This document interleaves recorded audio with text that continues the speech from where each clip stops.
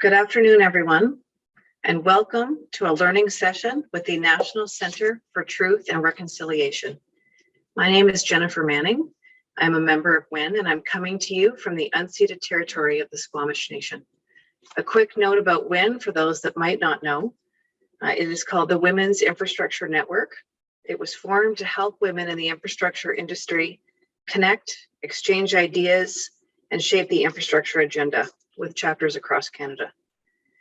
For today's session, we are so very thankful that Sarra Deane and Kaila Johnston have been able to join us today. Thank you, ladies, so much.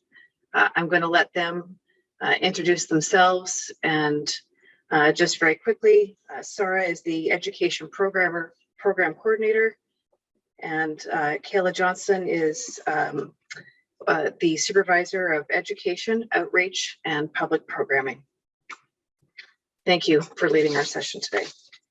I think we will need a whole separate discussion on all of the ways that infrastructure is lacking in many Indigenous communities. But we know that infrastructure development is only possible with meaningful collaboration and true partnership with the nations on which the land sits. And an understanding of what truth and reconciliation is and means is a critical piece of that. Sarra, Kaila, thank you. Over to you. I am the Supervisor for Education, but previous to this position, I've worn a number of different hats, both at the National Center for Truth and Reconciliation, as well as the Truth and Reconciliation Commission of Canada, where I started in 2010 as a statement gatherer and have traveled through communities, have visited with survivors, intergenerational survivors, former staff members, and really anyone who has had something to say about residential school. I was one of the team members who went out and recorded those statements to become part of the NCTR's collection. With that, I'm also an intergenerational survivor. So my mother attended residential school, as did her siblings and my grandparents across Saskatchewan and Alberta. I'll pass things over to Sarra, who will be our main presenter today. Thank you so much, Kaila. Appreciate it. I have the incredible honor and privilege of working with Kaila. I have learned so much from her over the last 4 years that I've been at the NCTR. And I continue to every day, but it's been a really, really excellent collaboration and one that I'm very grateful for. My name is Sarra Deane, and I'm the Education Program Coordinator at the NCTR. Myself, I am a non-Indigenous person. I'm half East Indian and half Anglo settler Canadian. I was born in India and moved to Canada to Treaty 1 territory in Winnipeg when I was about 9 years old. And it's been a lengthy journey for me so far in my own story of personal growth and exploration and understanding, and then coming to the point that I have come in my professional life where I'm working with audiences and helping people to understand the situation in Canada here. So due to some of my family's experiences with colonization in India, we also experienced some levels of cultural disruption and dislocation. My mother attended a English-speaking Christian boarding school for most of her life.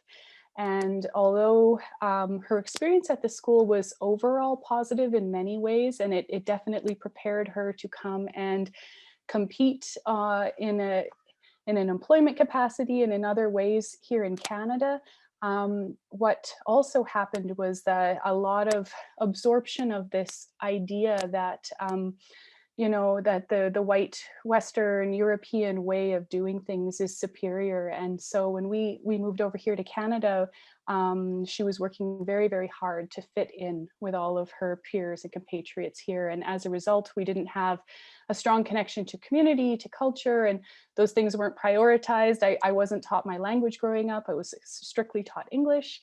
And so for myself, it's been a long journey to go back. I spent many years in India as a young person, right after high school, reclaiming my language and culture.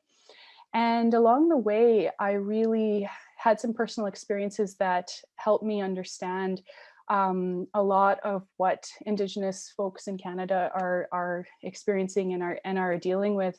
In particular, I was hired at one point by some professors from the University of Manitoba to go and conduct research on hydroelectric development in the Indian Himalayas. And as I was working and talking to villagers and talking to people in the communities affected by the hydro developments, I realized that the stories that they were sharing with me were so similar to the stories that we hear from communities in northern Manitoba, which has also been significantly impacted by hydro. And that really opened my eyes to the situation in Canada and the amount of work that needs to be done. And so I came back, I started a process of self-education. I switched the focus of my degree from environmental studies to Indigenous studies.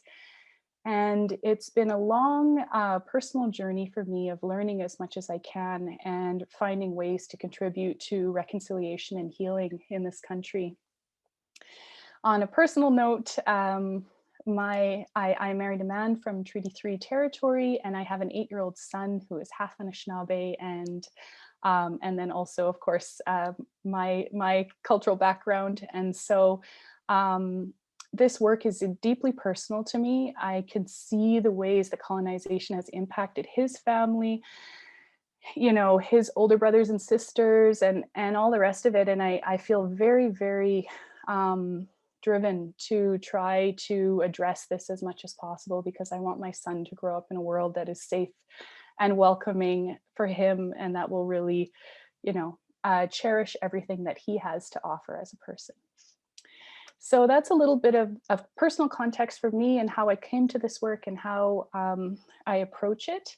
I have a PowerPoint presentation to share with you, and we're going to go through some of the details. I'm going to explain a little bit about the historical context in Canada so we can understand how residential schools came to be, how they fit into the broader structure and the history. We'll talk about the work of the Truth and Reconciliation Commission, of the National Center for Truth and Reconciliation.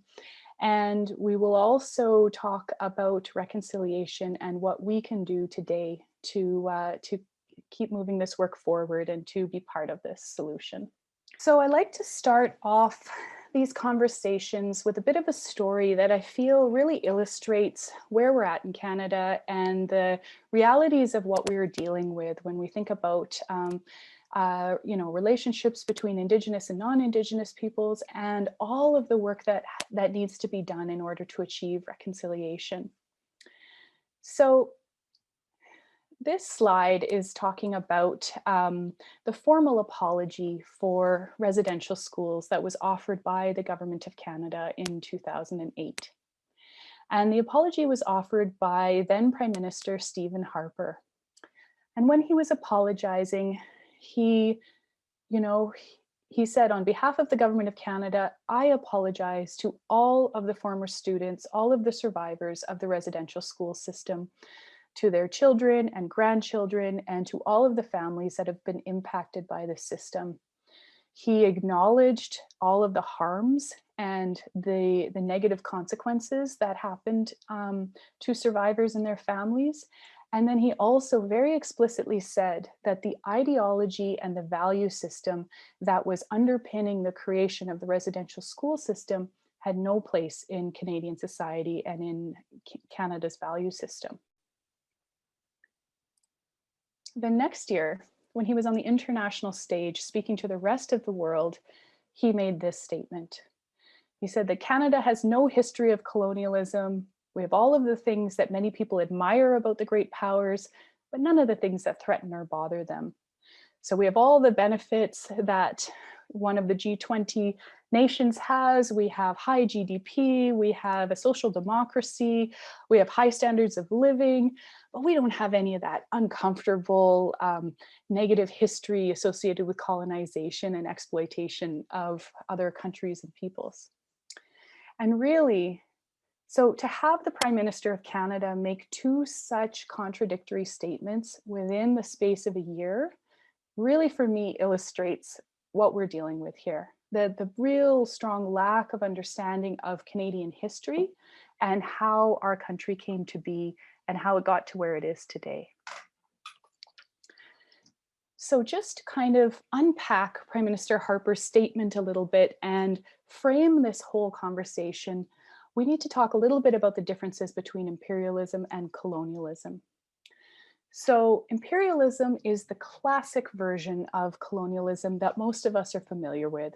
And basically it consists of one country conquering and then dominating another country, both politically and economically.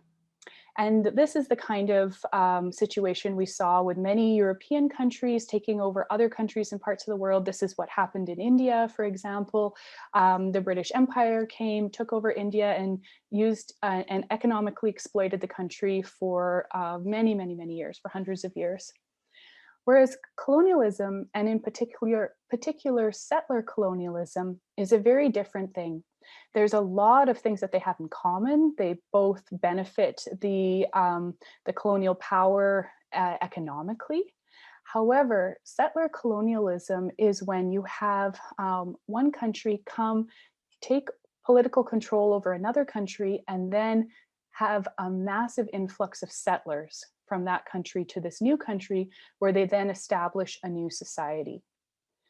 And the reasons why this is so important in the Canadian context is there are certain requirements that are necessary for one country to be able to come in, take over, and create a new society in another country. And those requirements are that you would have to actually be able to deconstruct and eliminate the original societies that are still in place in the country that you're colonizing. If you don't deconstruct those societies, they're going to continue to be a barrier to you in having full control over the resources and, and basically the land.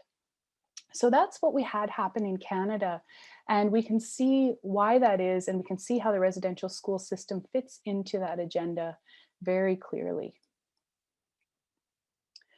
So these are the 4 stages of the history of colonization in Canada as presented and described by the Royal Commission on Aboriginal Peoples, which did an extensive research study of the state of affairs and wrote a lengthy report, which was published in 1996.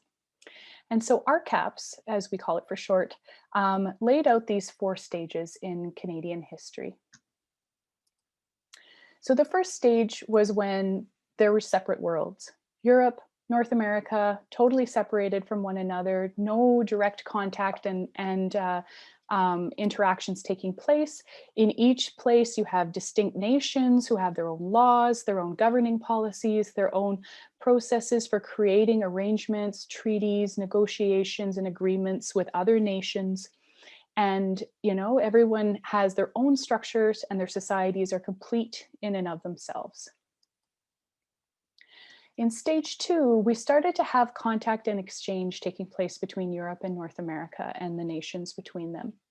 And so we had an increased number of Europeans coming over to North America, and very much in the beginning of this, and I'm speaking most specifically about Canadian history here, but very much in the beginning of this, the connections, the interactions were based on collaboration, and there were agreements set up of mutual benefit. So there was economic collaboration taking place through the fur trade, and there were agreements of peace and partnership that were entered into at each stage of the game. And very much in the beginning, the balance of power lay with Indigenous nations. It was fundamentally important for the Europeans who were coming over to Canada to have Indigenous allies. They would not have been economically successful in the fur trade had they not been able to build relationships with Indigenous partners. And the peace and partnership treaties allowed them to have claim over territory here or to secure territory here against the Americans and against others who would have threatened that control. In the third stage of Canadian history is where we start to see that relationship shift, and we start to see the balance of power shift. And primarily this took place because of the widespread impact of infectious diseases in North America. It has been estimated that diseases brought over from Europe and Asia wiped out close to 95% of the population of people here in North America and in South America. And so we have entire communities that are totally decimated by smallpox, by measles, by all of these diseases that they had never experienced before and had no natural immunity to. And because of the fact that they lost so many people who were fundamentally essential to their societies, to their villages, to their communities, it really weakened Indigenous nations, and it made it very difficult for them to survive.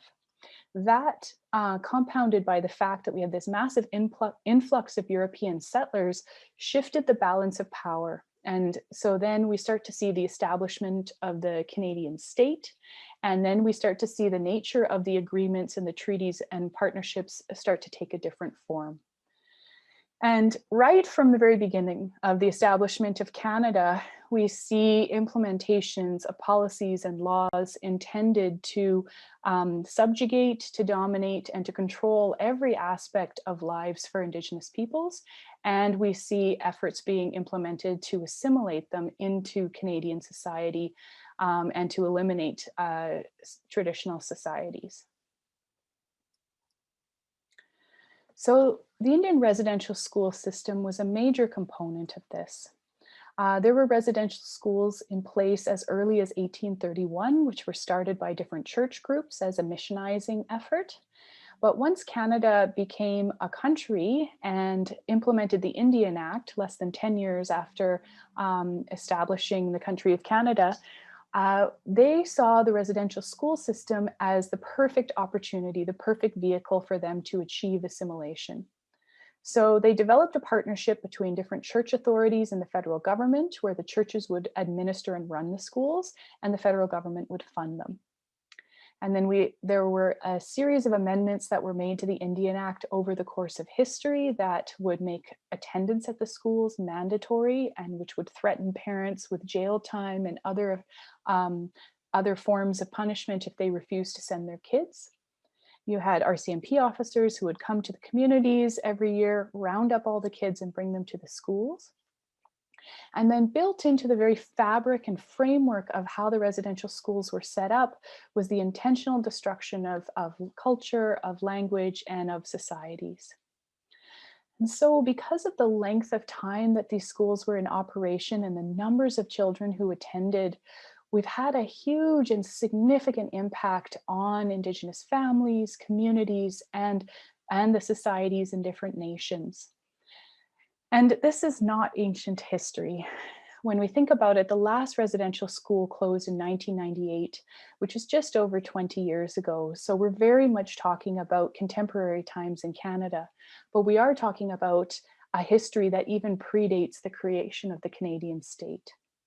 And so for some Indigenous families, you had a full 7 generations in the same family be removed from their parents and sent to residential school, and then you have the cycle happen over and over again.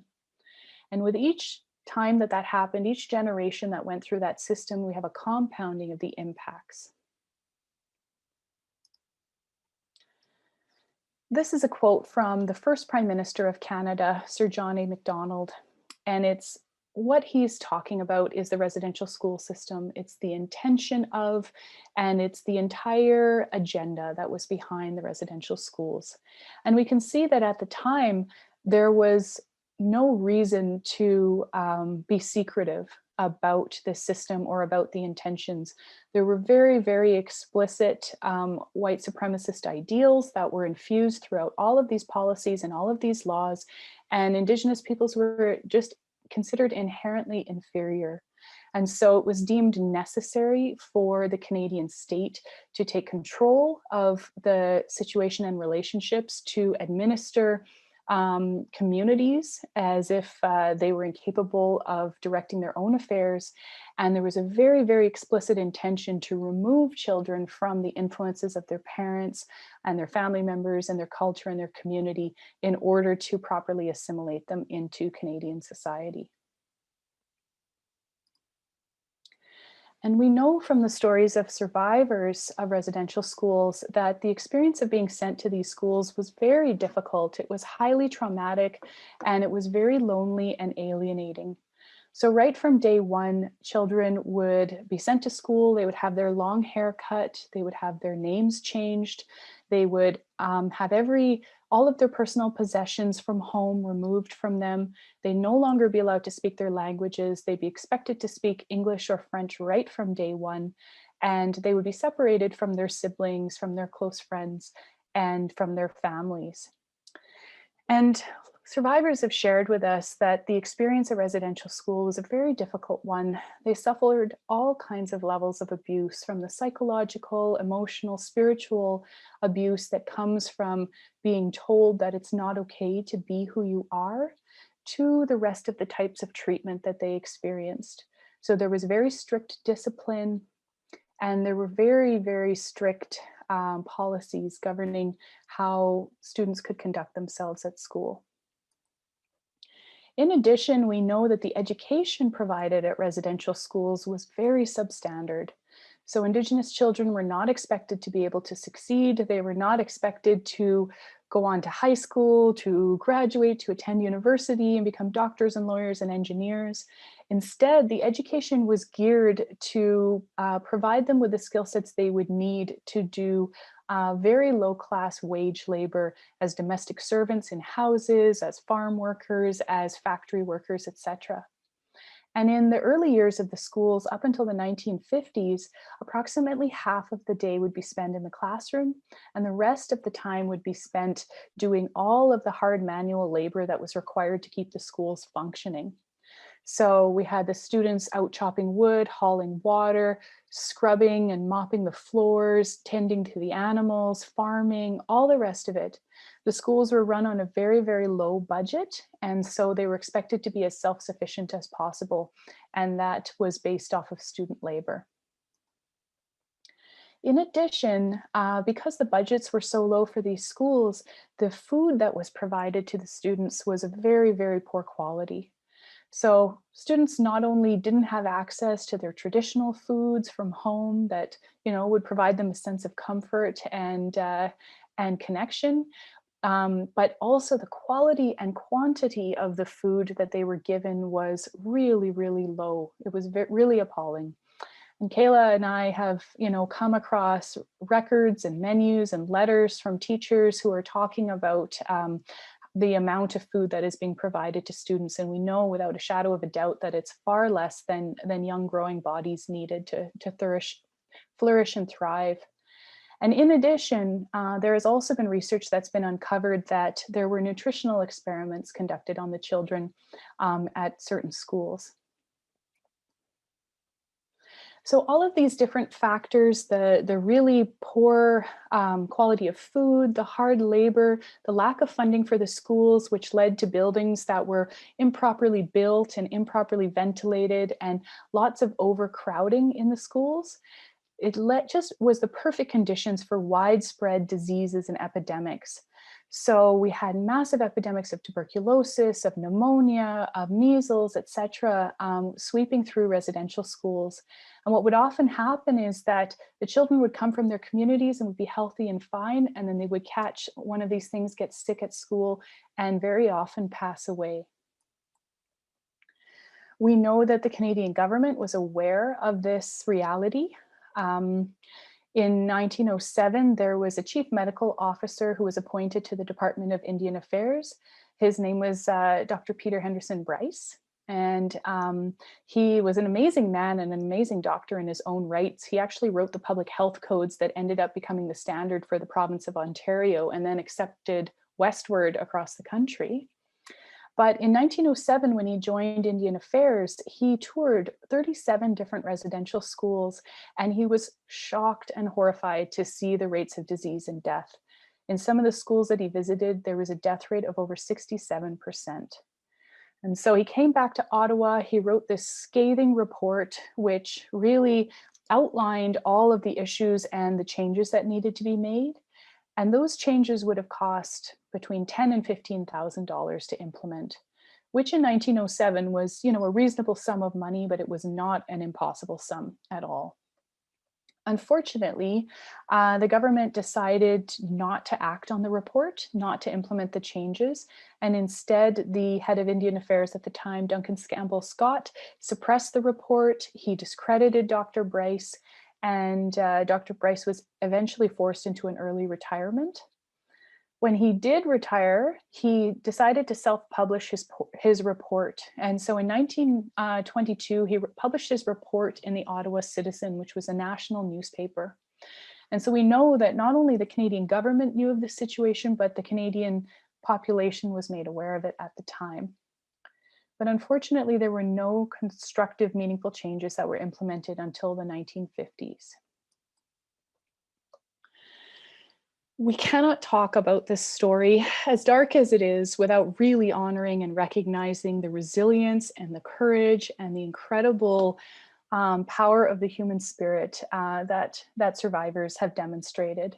And so when we've heard from survivors, the bright points in their experience at residential school that they talk about tend to be related to sports, to art, to drama. All of those areas where they had an opportunity to work together with their classmates as a team, to express themselves creatively, and to be able to have that sense of achievement and accomplishment. In addition, we know that there has been resistance to this system and to all the impacts of colonization every single step of the way. So you had students who would run away from schools, who would set fires at schools, who would find other ways to defy the teachers and principals who were mistreating them. We had families and parents who would fight back against their children's mistreatment, who would hide their kids, who would refuse to send them to school. And we had communities and Indigenous leaders who were advocating for better treatment of their children and schools to be built at home under their own control throughout the history of this system. And so when we really think about residential schools as a whole, although some people might be tempted to sort of say that's history, you know, and we hear this phrase, why can't they just get over it all the time? What we have to recognize is, first of all, it's not ancient history. But second of all, what we're actually talking about has impacts in the daily lives of survivors and their children and their grandchildren and their families. And the reason for this is the cumulative intergenerational trauma that has developed. And that trauma manifests itself in relationships, in mental health issues, etc. It even has impacts on our DNA. We know that when we experience trauma, especially as young children, it impacts our DNA expression, and it can impact the different parts of our brains that developed, of our mood, of our and our ability to form close, meaningful relationships with other people. And so if we are to take a look at the current situation in Canada and the things that are impacting Indigenous communities today, we can draw direct correlations between the residential school system and a lot of the, the unfair struggles that continue today.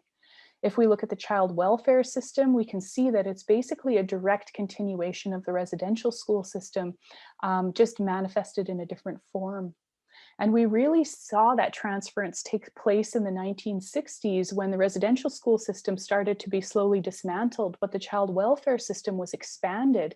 And what we had was large numbers of Indigenous children who were removed from their families. And instead of just being sent to school for 10 or 15 years, they were actually adopted out to non-Indigenous families, in far too many cases, even outside of the country of Canada. We can also see it in the evidence of the low education rates and the educational gaps that exist between Indigenous and non-Indigenous people in Canada. So for example, because Indigenous schools, schools on reserves are funded by the federal government, whereas schools for everyone else are funded by provincial governments, there is a funding gap that exists of $2,000 to $3,000 per student per year. That students on reserve receive far less money for their education than students in schools in the rest of the country. We also see that colonization is alive and well in Canada in many other ways. So we look again at the basic infrastructure in Indigenous communities, and we know there are over 50 communities in Canada that currently don't have access to drinking water. We know that overcrowded housing is a major concern, education funding, as I mentioned, access to healthcare. The only communities in Canada where you're going to find tuberculosis are Indigenous communities, and most particular in the North and Inuit communities. And then the rates of diabetes, suicide, mental health crises, all of these things are much, much higher in Indigenous communities than in the rest of Canada, with very real reasons why.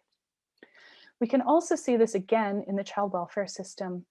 And in 2016, the Canadian Human Rights Tribunal ruled that the federal government of Canada was willfully and recklessly racially discriminating against Indigenous children by not providing the proper funding, by apprehending children who didn't need to be apprehended, and by basically just disregarding their rights or well-being whatsoever.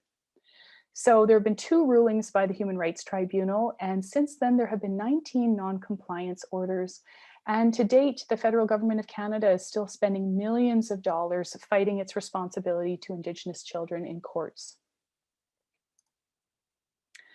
So when the TRC made this statement that settler colonialism remains an ongoing process and it continues to shape the structure and the quality of the relationship, they were really talking about all of these contemporary present day things that continue, that exist, that are a manifestation of those original ideas and that original agenda of assimilation.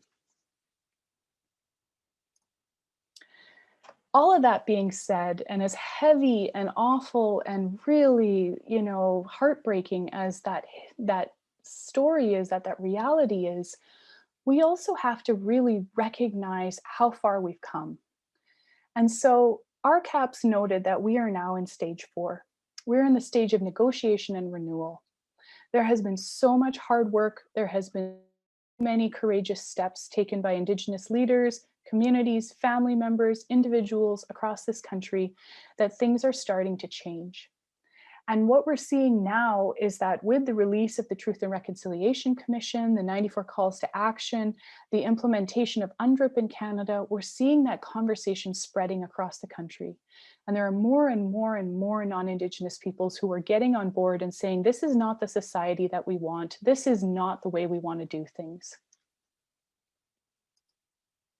And so this is just a very short list, totally incomplete, but highlighting some of the major points in the last 60 or so years where significant steps forward have been made.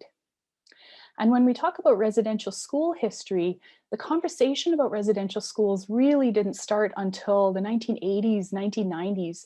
There were still schools in operation at that time. But because most residential schools were located in remote locations far away from urban centers, most non-Indigenous peoples really didn't know much about that system at all. They didn't know what was happening there. They didn't know about the experiences of the students who were sent there. And in addition, there was so much shame for the survivors about what they had experienced at schools. It's always difficult for a survivor of abuse to talk about what has happened to them. And if you couple that with the fact that this was a federal government run program run by the church authorities, and the amount of natural credit that is given to Christian authorities to do the right thing, it really compounded the difficulty that many survivors had in overcoming the shame of their experience to be able to address it directly and speak to it. However, in 1990, there was something of a public breakthrough that happened. Assembly of First Nations Chief Phil Fontaine got up on the national stage and he spoke in a public interview about the physical and sexual abuse that he had experienced at residential school and that other survivors had experienced. And it was a groundbreaking moment because it opened the door for other survivors to start coming forward with their stories. And so what we saw was in the 1990s and afterwards, there was this massive mobilization that started taking place across the country. And so we had residential school survivors organizing around their kitchen tables and forming survivor societies in all the provinces and territories across Canada, organizing politically, but then also starting to file lawsuits against the Canadian state over their experiences at residential schools. And so by the year 2000, there were over 8,000 lawsuits that had been filed. And by the year 2005, that number had jumped to 18,500. And basically what this did was it put this massive, massive amount of political, financial pressure on the federal government. And so in 2006, they negotiated the Indian Residential School Settlement Agreement, which is the largest class action lawsuit that has ever happened in Canadian history. And at that time, it was an agreement that was negotiated on behalf of between 80 and 90,000 residential school survivors.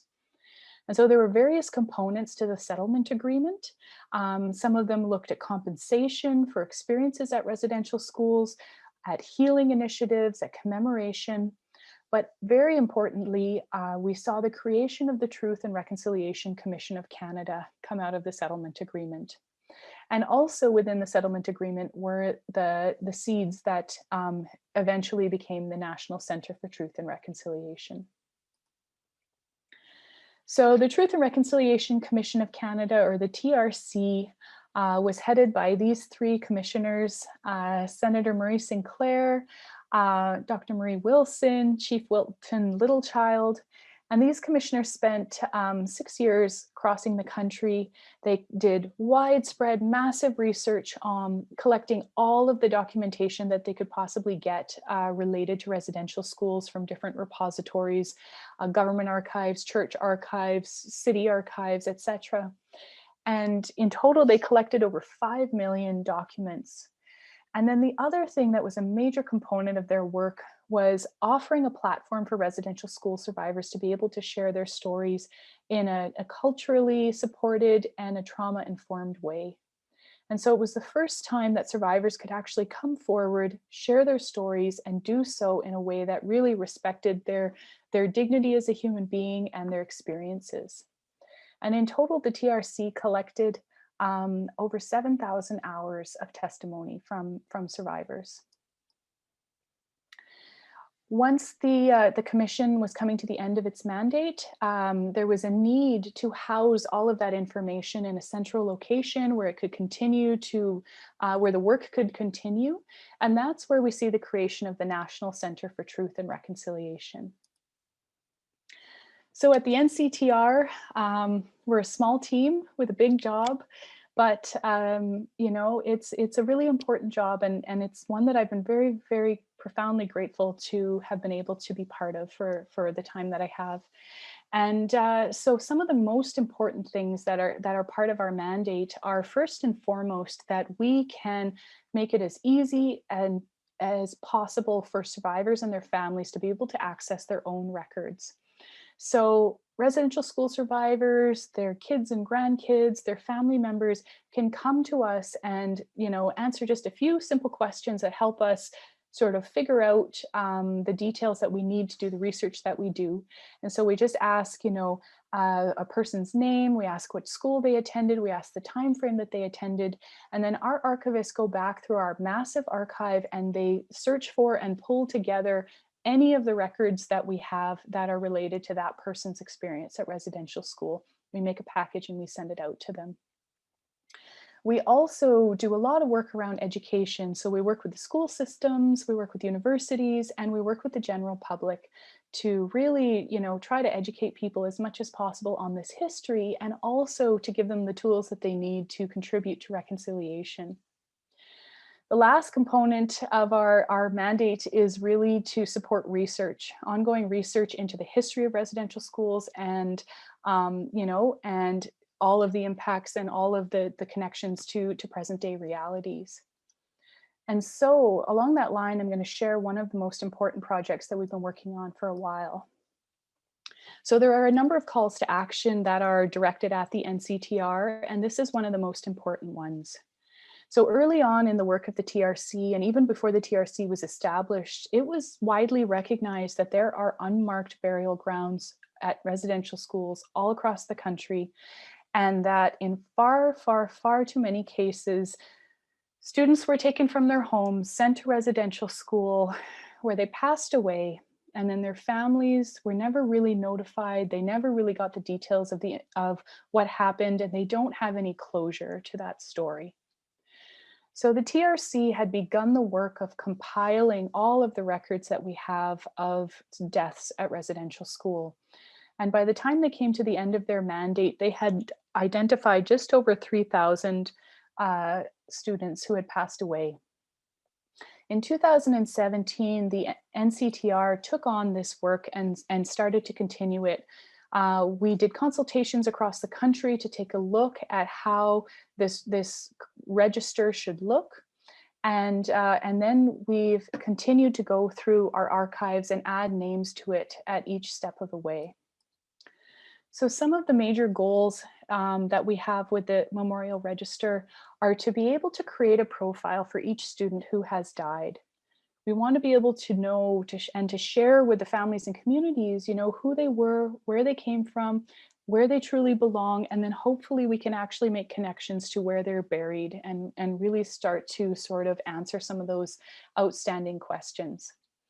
And throughout all of the work that we do, and especially in this project, we're really doing our best to do it from an Indigenous perspective. So we are focused on, but we don't prioritize the statistical analysis and the formal documentation of things as much as we do, the personal impacts of these stories for families and communities. We also want to create a track record and a history and bring together evidence of what happened so that those who need to continue the advocacy work have the tools and the data that they need to keep that work going. So the TRC during their time explicitly recognized the fact that there were thousands and thousands of children who died at residential school. They identified just over 3,000, but Senator Sinclair has noted that the number of children who passed away at school could be anywhere from 3 to 5 times that amount. So this is really important ongoing work. What we know about the cemeteries and the unmarked burials is that basically it was part of the financial issues that happened at residential schools.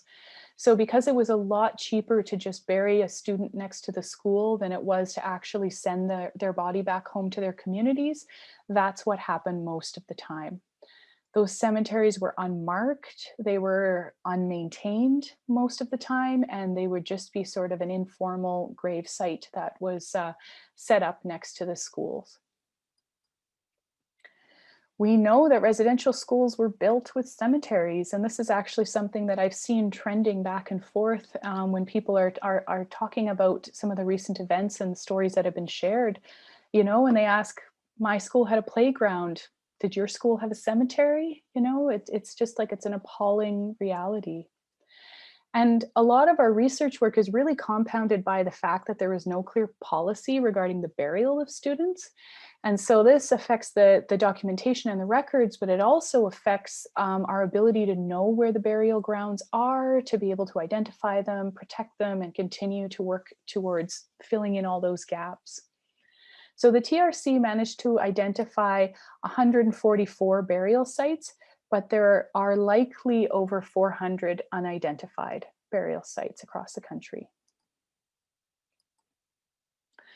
And so the discovery of the unmarked burial ground at the Kamloops Residential School at the end of May a few weeks ago has really sparked this national conversation.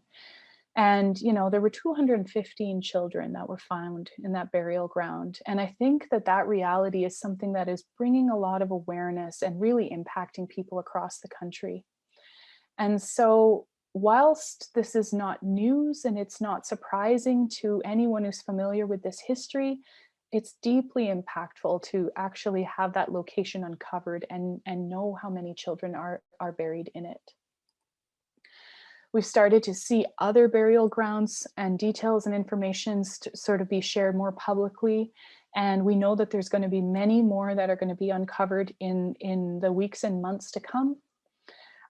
Here, just outside of Winnipeg, the next largest city is Brandon, and there was a very large residential school in Brandon.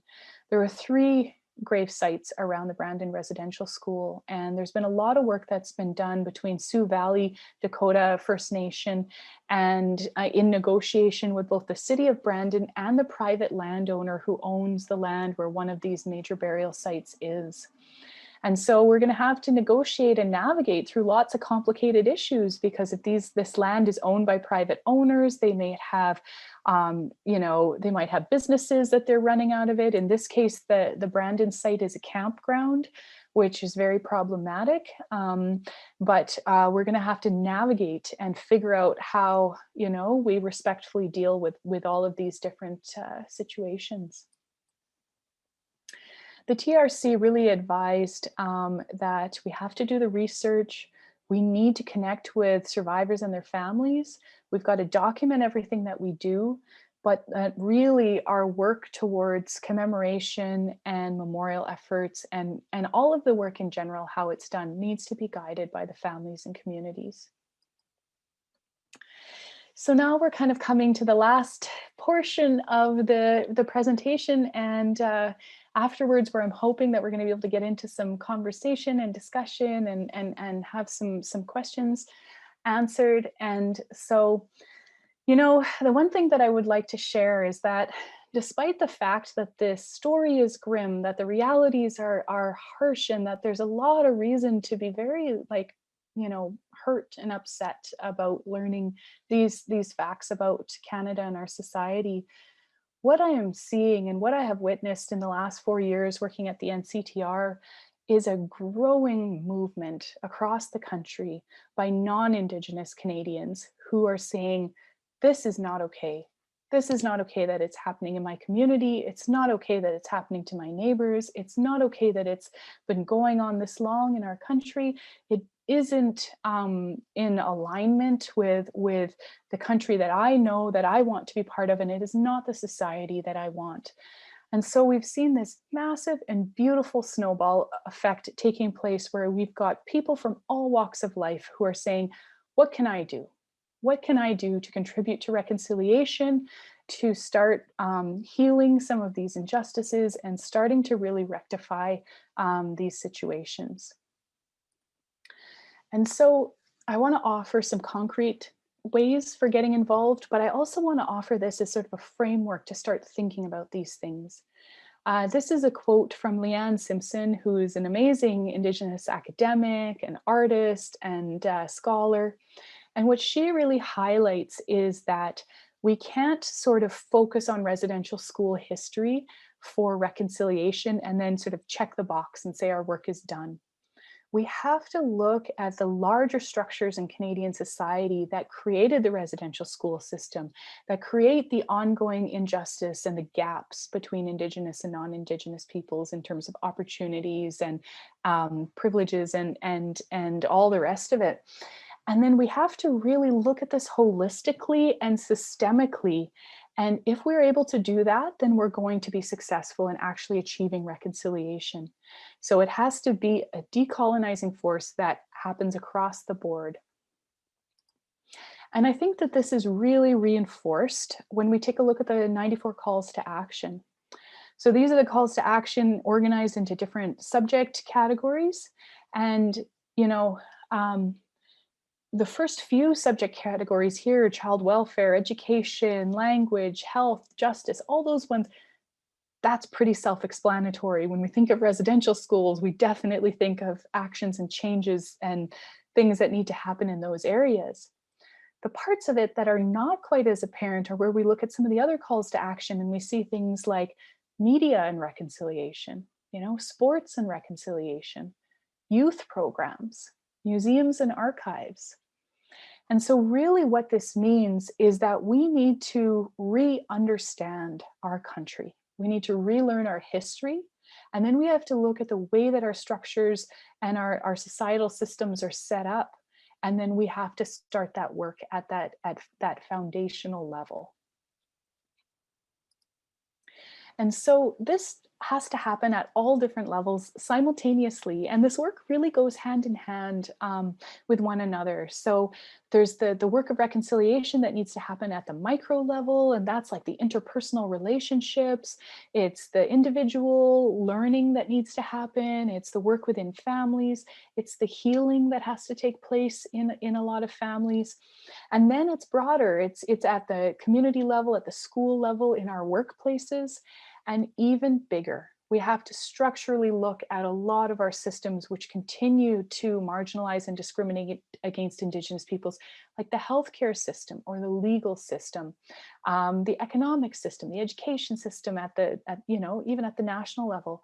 And then we've got to start working at that level too. And really, the absolute fundamental starting point for all of this is that truth point. So we have to educate ourselves. We have to learn about the things that we don't know. And, once we're able to really collectively as a society bring a lot of these truths to light, we're going to be able to clearly see the types of actions that need to happen to move us forward. So here are some things that we can each do as individuals to start that education process, to start to get engaged and to start to equip ourselves to be to be effective advocates and allies within our spheres of influence. I always say, there are large campaigns that exist that you can join and be part of, and that's very much needed. There are campaigns and actions you could start or take yourself. But absolutely fundamentally, the number one thing that we need to do is we need to educate ourselves and learn as much as we possibly can. So there's so many resources and amazing tools out there for us to do that. There's a free 6-credit long course run by the University of Alberta. It's called Indigenous Canada, and it's online. You can do it yourself at your own pace. It's free and available to anyone. There's an entire genre and whole category of incredible Indigenous films that talk about Indigenous experiences and histories and realities. There's a lot of books by brilliant Indigenous authors which really help us sort of understand an Indigenous experience in Canada. And then there's, sort of getting involved and getting engaged on a day-to-day basis, and really being able to educate ourselves on what's happening and what these things mean. Very often we'll find that the situations of contention or conflict have very complex histories and roots and backgrounds. Because in Canada, we have a combination of all of these different factors. We have the Canadian Constitution, we have treaty rights and obligations, we have the United Nations Declaration on the Rights of Indigenous Peoples, and then we have a combination of like Canadian law, but we also have Indigenous law and Indigenous knowledge and Indigenous histories and stuff. And so what we're really seeing is that there's an exploration of that's starting to take place, and we're starting to find our way as a society, as a country, in all of those things. So it's really important for us to take a look at the things that are happening in Canada on a day-to-day basis, on the protests that are taking place, the stands that Indigenous communities are making, and educate ourselves about those situations and why they are happening the way that they are. It's also really important to sort of educate yourselves on the leaders and those organizations that are spearheading a bunch of the most important initiatives in Canada. For example, the Cindy Blackstock Society, the First Nations Child and Family Caring Society, is one of the most important organizations that's doing really, really good work in this country. They are the ones who led the lawsuit against the Canadian government that resulted in the Canadian Human Rights Tribunal ruling regarding the treatment of Indigenous children. And they have a whole bunch of campaigns that you can get on board to support, which generate awareness. They generate support for equitable education funding, for Jordan's Principle, on and on and on. So there's a lot of work to be done, and there's a lot of really amazing leaders who are spearheading that work and which we can join and support. And really, some of the most important work that we can do is just within our own sphere of influence. So when we think about, our schools, our workplaces, our circles of friends, our communities that we're part of, we can see the Indigenous, voices, the Indigenous experiences, the leaders within our own circles and networks. And so doing whatever we can to amplify their voice, to lend our support to their work, and to really kind of engage in or take action on initiatives that will make the realities in our circles better is something that is fundamental, that all of us can do, and that will make a huge difference collectively. So these are some activities you can do. You could, organize events in your workplace, or in your children's schools. You can write letters. You can sort of ensure that you're supporting local Indigenous artisans, and you can take opportunities to learn directly from survivors and knowledge keepers. The most important and final recommendations that I'll offer in terms of allyship and what we can do is, once we've done all that work to educate ourselves, to understand the complexities of our history and our current realities, we have to share that information with other people. So we need to be teaching, whoever we're interacting with, be it our spouses, our kids, our extended family members, our coworkers, our friends, having those conversations around our kitchen tables is going to go a long, long way to sort of shifting the mindset that's existed in this country for way too long. And so it becomes a point where, we start to get confronted by those prejudices or those misconceptions when other people are sort of like making comments or jokes or something like that. And maybe we would have just laughed uncomfortably prior to now. But once we've done that self-education and we feel grounded in that truth and that understanding, then it's really the moment and the opportunity for us to speak up and just be like, that's not okay. That's not funny, and these are the reasons why, I found in my own personal experience that it's usually not helpful to take a confronting approach unless it's like really necessary, but an approach that has compassion for the fact that the person making the comment or the joke might not have had the opportunity to learn the things that we have, really goes a lot further, because it removes that defensiveness.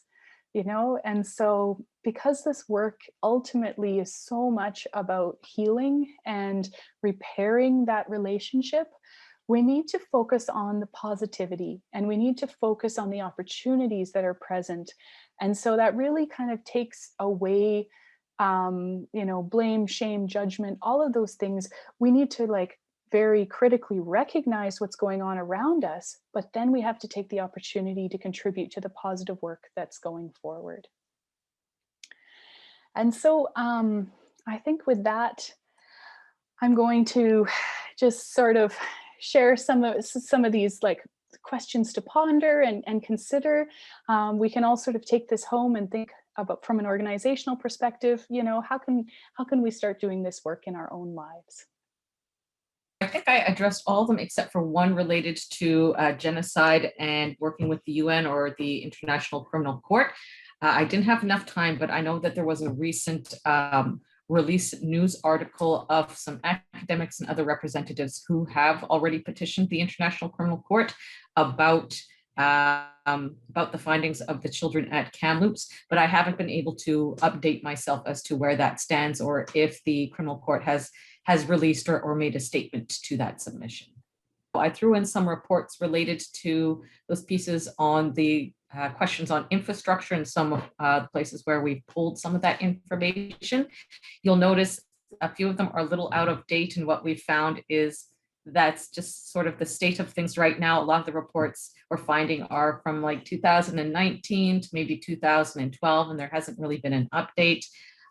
Unfortunately, I didn't have enough time to pull the reports related to schools on reserve and the huge discrepancies between on and off reserve schools, where we're looking at 70% of the schools on reserve are in such dilapidated states they should have been torn down within 3 years or addressed within 3 years.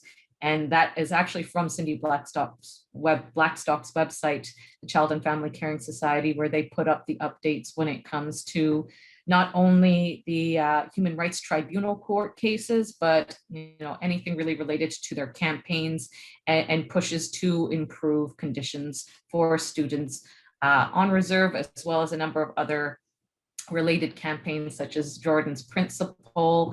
And there are just so many that it's hard to just kind of lay them all out, but that website is really a beacon for really great information when it comes to education.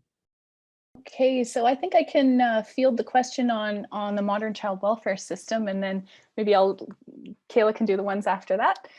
So basically, what we see is that the child welfare system is not set up to support Indigenous families, or any families really, in continuing to care for their children. So the actions of apprehending children happen way too soon. And in the cases of far too many Indigenous families, there's all kinds of misperceptions and misunderstandings that are basically built into the system. So we see that children are being apprehended not for neglect, but because their families are poor. And so there are instances of poverty that are causing far too many Indigenous kids to be taken out of their families. And when we talk about the Human Rights Tribunal ruling and the ruling against the Government of Canada, where the Human Rights Tribunal talked about the willful and reckless neglect, it's really because there are far too many kids being apprehended. The kids who are being apprehended aren't being provided with services the way that other children would be provided, and that the entire system has these misperceptions and biases sort of built into it. So there is no easy way for those families to get control of get their children back, so to speak, and then also be able to overcome the circumstances that led to them being apprehended to begin with. I'll just add a little bit to that. I'm going to put in the chat here a link to a film that I absolutely love. I use it whenever talking about the child welfare system. And although it's an Australian film talking about the Australian child welfare system, they had a very similar experience of colonization with children being taken away. It was called breeding out the colors. So they purposely removed children from the home and placed them and adopted them out to white families so that they wouldn't have any more Aborigine communities. So this film was released in 2017, and it's a look at that child welfare system and 6 grandmothers who are trying to fight the system and work with the system to get the children back. And what it really kind of boiled down to is the fact that there needed to be more community-based placements, not removing the child completely from the family, more cultural, as well as support networks for families to take care of children, instead of going with the most invasive and drastic reaction to what's happening. Because oftentimes when you take a look at why children are being removed, it's, they're not attending school, they're not, there's challenges with food security, with housing security and such. So if we're able to address these early areas of concern, there wouldn't be a need to remove children from the home. So I find it's a very powerful film and a really good one to touch on, which although we don't have a film like that here in Canada, speaks to what needs to change here in this country. And then just addressing that question that came in related to why we're not seeing government action, or why it takes so much pressure, is really related to the fact that a lot of individuals in positions of power are so separated from the realities that communities face that they don't understand the dire situations these communities are in. So oftentimes what we need to do is show support to members of parliament or other individuals in these positions of power who are listening to communities, as well as expressing your feelings on current issues to those who are currently in power. So writing to MPs and other representatives at the various forms of government to show that Canada is watching, you're watching, and we're expecting to see a response to address these issues, which is kind of how we see a lot of things happening. I mean, when it comes to the boil water advisories, they had hoped to address all of them by this year's March to 2021. They did not get there yet. Right now there are, I believe 51 boil water advisories in 33 different communities across Canada, mostly in Ontario, Manitoba, as well as Saskatchewan. And I will say it is entirely possible if one boil water advisory is addressed, another problem may come up, because solving that issue is quite complicated. I know we're running a little bit out of time, but it's not only do we have to look at having the actual infrastructure to support that water treatment site, but you have to take a look at, who's going to man that site? How are you going to train those individuals? Is that actually possible? We know of places that have water treatment centers, but they don't have the bodies there to actually maintain that treatment center.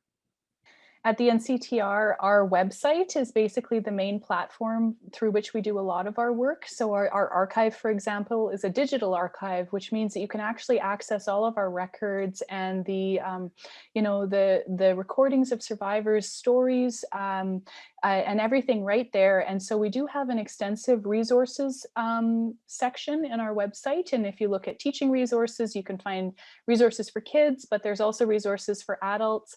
When we have a large collection of reports and also other videos and documentaries that we've made or that other folks have made in collaboration with us. So that's another really good spot to look for things. Sarra and Kaila, I really can't thank you enough for your time, for guiding us through this presentation. It is, as one person in the chat has said, I've learned a lot and realized how much more I have to learn. I echo that. I've spent a fair amount of time on your website recently, and it is a wealth of information. Thank you also just for giving us some very concrete ways that we can make a difference. I know you're seeing across the country that people want to do more and to help, and just thank you so much for giving us so many tools. Well, thank you so much for having us, Jen. It's a real pleasure to speak with your group today, and we're excited to see where this goes and what work comes out of it. It's really meaningful for Kaila and I to work with groups who are connected and committed and engaged and really looking for ways to contribute. It's how we're going to get this work done. So, good. Thank you.